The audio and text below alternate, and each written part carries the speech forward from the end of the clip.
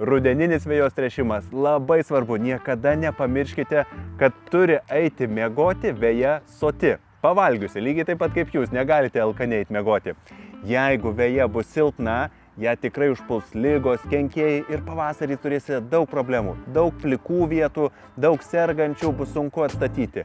Bet jeigu rudenį patręšite daug fosforo, kalio turinčiomis trąšomis, tada veja sustiprėja ir pavasarį būna labai graži. Pirmas darbas – nuo rugsėjo vidurio savo veją būtinai turime tręšti rudeninėmis trąšomis.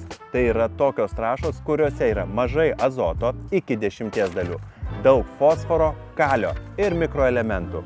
Taip kad fosforos kalis sustiprina šaknis, paruošia augalą žiemojimui ir pavasarį jūsų veja atrodys labai graži.